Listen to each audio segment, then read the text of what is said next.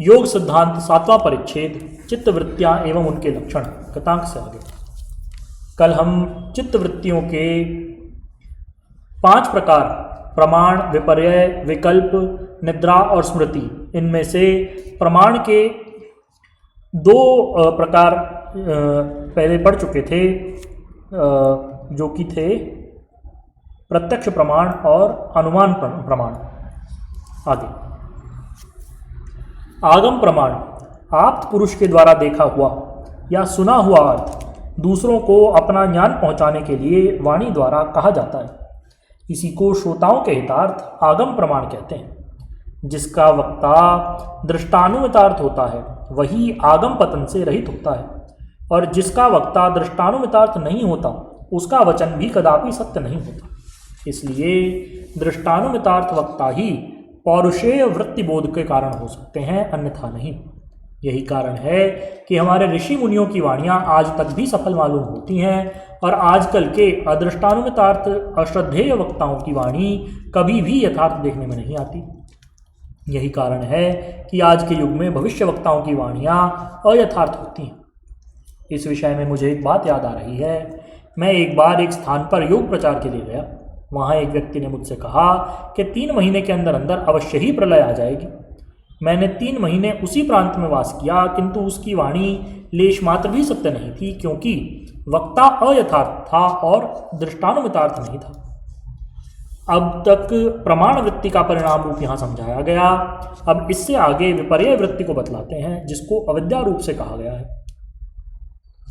विपर्ययो मिथ्या अज्ञानम अतद्रूप प्रतिष्ठितम। यथार्थ रूप में स्थित न होने वाले ज्ञान को विपर्यय अर्थात मिथ्या ज्ञान कहा जाता है। यह ज्ञान एक प्रकार का भ्रांति दर्शन अथवा अविद्या कहा जाता है। कोई लोग इस विपर्यय ज्ञान को भी प्रमाण वृत्ति के अंदर समावेशित करने की चेष्टा करते हैं, किंतु ऐसा नहीं हो सकता। प्रमाण वृत्ति का विषय पहले सूत्र में खोलकर बतला दिया गया है। उसमें प्रमाण के द्वारा अप्रमाण का वाद हो जाता है। जैसे आँख की विकृति से आँख को दबाने से एक एक वस्तु की 2 दिखने लगती हैं, किंतु यथार्थ में वस्तु तो एक ही होती है, 2 नहीं होती। यदि आँख को दबाने से 2 चंद्रमा दिखें तो इसका अर्थ यह नहीं कि 2 चंद्रमा हो गए। चंद्रमा तो एक ही है, दूसरा चंद्रमा दिखना तो भ्रांति दर्शन है। इसलिए वह प्रामाणिक बात नहीं मानी जाती, प्रत्युत अविद्या है, क्योंकि वह अतद्रूप प्रतिष्ठित है। अब इससे आगे विकल्प वृत्ति का वर्णन करते हैं। शब्द ज्ञानीनुपाति वस्तु शून्यो विकल्पः स न प्रमाणोपारोही न विपर्ययोपारोही च वस्तु शून्यत्वेऽपि शब्द ज्ञान महात्म्य निबंधनो व्यवहारो दृश्यते तद्यथा चैतन्यम पुरुषस्य स्वरूपमिति। यदा चितिरेव पुरुषः तदा किमत्र केन व्यपदिश्यते भवति च व्यपदेशे व्यतिर्यथा चैत्रस्य गौरति। सूत्र में बहुत सरल और सीधे शब्दों में भगवान पतंजलि देव ने बतला दिया है कि शब्द ज्ञान का अनुपतन करने वाली वृत्ति विकल्प वृत्ति है। शब्द ज्ञान से 2 वस्तु भाषित होती हैं। शब्द ज्ञान से जो वस्तु भाषित होती है वस्तुतः होती नहीं। यह विकल्प वृत्ति न प्रमाण में लाई जा सकती है और न मिथ्या ज्ञान में, क्योंकि वह वस्तु सत्ता कुछ है ही नहीं, किंतु शब्द ज्ञान से भाषित होती है। जैसे कोई कहे कि चेतनता ही पुरुष का स्वरूप है, वस्तुतः चेतनता पुरुष का रूप नहीं है, प्रत्युत चितिरेव पुरुषः चेतनता ही पुरुष का स्वरूप है। ये शब्द चेतनता को पुरुष का धर्म बतला रहे हैं, किंतु चेतनता पुरुष का धर्म नहीं, प्रत्युत चेतनता ही पुरुष है। इसलिए वस्तु शून्य शब्द ज्ञान का अनुपतन करने वाली वृत्ति को विकल्प वृत्ति कहते हैं। इसके बाद निद्रा वृत्ति का वर्णन करते हैं। अभाव प्रत्ययावलंबना वृत्तिर निद्रा, अर्थात बोध के अभाव का आश्रय लेने वाली वृत्ति को निद्रा वृत्ति कहते हैं। जिस समय मनुष्य सुषुप्ति में पहुंच जाता है उस समय सब प्रकार के ज्ञान का अभाव हो जाता है, अर्थात ज्ञान भाषित नहीं होता। इसलिए निद्रा वृत्ति अभाव के कारण का ही आश्रय लेती है। सभी प्रकार के ज्ञान की शून्यता रहती है, इसलिए इस वृत्ति को अभावाश्रित माना गया है, किंतु है वृत्ति ही। क्योंकि सोने के बाद में जब मनुष्य उठता है तो उसको अपनी निद्रा वृत्ति का ज्ञान अवश्य होता है कि आज मैं बहुत सुखपूर्वक सोया अथवा दुखपूर्वक सोया। चित्त वृत्ति को दुख और सुख के साथ सोने का आभास बना रहता है। देखिए इस सूत्र पर व्यास जी का भाष्य। साच संप्रबोधे प्रत्यवमर्षात् प्रत्यय विशेषः कथम सुखम अहम अस्वाप्सम प्रसन्नम में मनः प्रज्ञा में विशारदी करोति दुखम अहम स्वाप्सम स्त्यानम में मनो भ्रमत्वनवस्थितम गाढ़म मूढ़ोहम अस्वाप्सम गुरुणी में गात्राणी क्लांतम में चित्तमलसम मुषितमिव तिष्ठतीति स खल्वयम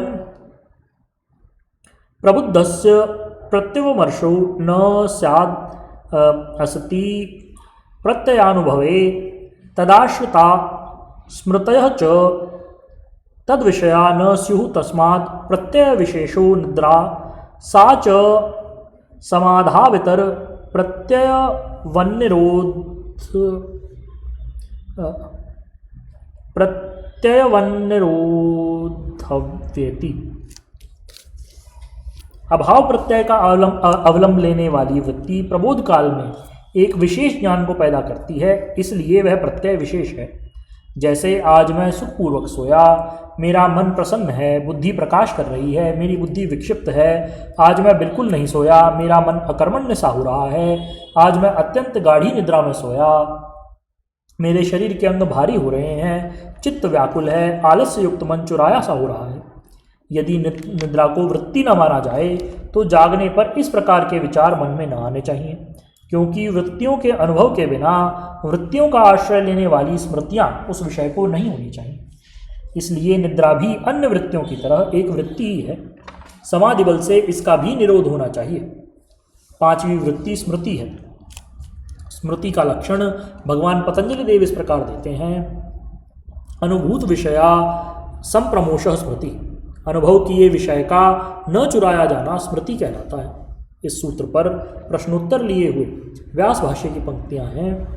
किम प्रत्ययस्य चित्तम स्मरति अहोस्विद्विषयस्येति ग्राह्यो परक्तः प्रत्ययो ग्राह्य ग्रहणो भवाकार निर्भासस्तथा जातीयकम संस्कारमारभते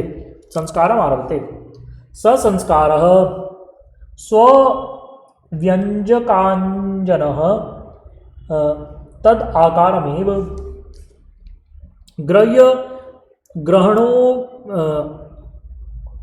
उभयात्मकं स्मृतिं जनयति। तत्र ग्रहणाकार पूर्वा बुद्धि ग्रहाकार पूर्वा स्मृति स च द्वयी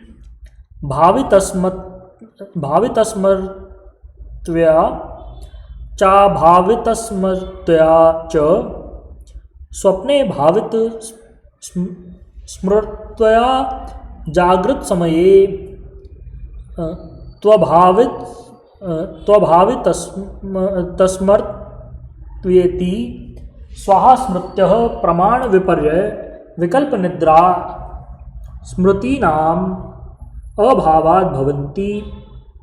सर्वाश्चैताः वृत्तयः सुख दुःख मोहात्मिकाः। सुख दुःख मोहाश्च क्लेशेषु व्याख्येयः।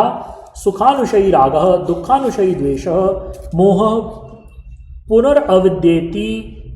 एता सर्वा वृत्तयो निरोधव्याः। आसाम निरोधे संप्रज्ञातो वा समाधिर्भवति असंप्रज्ञातो वेति। इस सूत्र में बतलाया गया है कि अनुभूत विषय का न चुराया जाना ही स्मृति है। यहाँ प्रश्न उठता है कि पूर्व काल में अनुभव की हुई वृत्तियों को भी चित्त स्मरण करता है या विषय को? ग्राह्य विषय के अंदर लगा हुआ बुद्धि का ज्ञान ग्राह्य ग्रहण उभयाकार में भाषित होने वाला उसी प्रकार के संस्कार उत्पन्न करता है और वह संस्कार अपने कारण के आकार से बोधक होता हुआ ग्राह्य ग्रहणाकार स्मृति को जन्म देता है। उनमें से ग्रहण स्वरूप वाली बुद्धि और विषय के स्वरूप वाली स्मृति दो प्रकार की मानी गई है। एक का नाम भावित स्मृति तथा दूसरे का नाम अभावित स्मृति है। अर्थात एक स्मृति वह जो इस समय विद्यमान से बनती है और दूसरी वह जो अविद्यमान पदार्थों के स्मरण से बनती है। स्वप्नावस्था में जिन पदार्थों का स्मरण होता है वे जागृतावस्था में देखे हुए होते हैं, इसलिए इसको भावितव्या स्मृति कहते हैं। और जो जागृत अवस्था में स्वप्नावस्था के पदार्थों की स्मृति होती है वह अभावितव्या स्मृति कहलाती है। ये सारी स्मृतियाँ प्रमाण, विपर्यय, विकल्प, निद्रा, स्मृति इन पांचों के अनुभव से ही पैदा होती हैं। ये सब स्मृतियाँ सुख दुख और मोह के रूप हैं। सुख दुख मोह आदि क्लेशों के अंतर्गत बतलाए गए हैं। जैसे सुखानुशयी राग, सुख भोग के बाद जो सुख की वासनाएं मन में रह जाती हैं वही राग कहलाती हैं। दुखानुशयी द्वेष, दुख भोगने के बाद दुख भोग के कारण भूत साधनों पर जो क्रोध पैदा होता है उसी को द्वेष कहते हैं। मोह नाम अविद्या का है। ये सब वृत्तियाँ निरुद्धव्या हैं।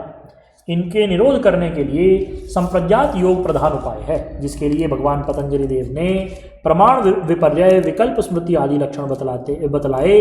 उनके आरंभ में ही चित्तवृत्ति निरोध योग कह करके वृत्तियों के निरोध का ही आशीर्वाद दिया। ग्राह्य ग्रहण उभयात्मक ज्ञान चित्तवृत्ति निरोध के द्वारा ही हटाया जा सकता है, अन्य और कोई उपाय नहीं। इसी के कारण भगवान पतंजलि देव ने चित्तवृत्ति निरोध कह करके निरोध को ही योग बतलाया है और निरोध के उपायों का भी वर्णन किया। चित्त की वृत्तियाँ शाखा प्रशाखा रूप से चाहे कितने ही रूप धारण कर लें, किंतु वे सब के सब प्रमाण, विपर्यय, विकल्प, निद्रा एवं स्मृति के अंतर्गत ही होती हैं। इन वृत्तियों के निरोध हो जाने पर छोटी मोटी सारी वृत्तियाँ स्वतः ही निरुद्ध हो जाएंगी। हमारे सब प्रकार के परिपूर्ण अनुभव वाले आचार्यों ने इन सब सूक्ष्मतर वृत्तियों को भली प्रकार समझ करके प्रमाण, विपर्यय आदि के अंदर समावेशित करके दिखलाया है। इनके निरोध के लिए क्या करना चाहिए ये आगे बढ़ेंगे। बोलिए श्री सद्गुरुदेव भगवान की जय। परम पुरुष रामलाल जी महाराज की जय। योगराज अनंत स्वामी श्री चंद्रमोहन जी महाराज की जय। श्री सदाशिव भगवान की जय। श्री वृंदावन बिहारी लाल की जय। श्री शंकर भगवान की जय। हर हर महादेव।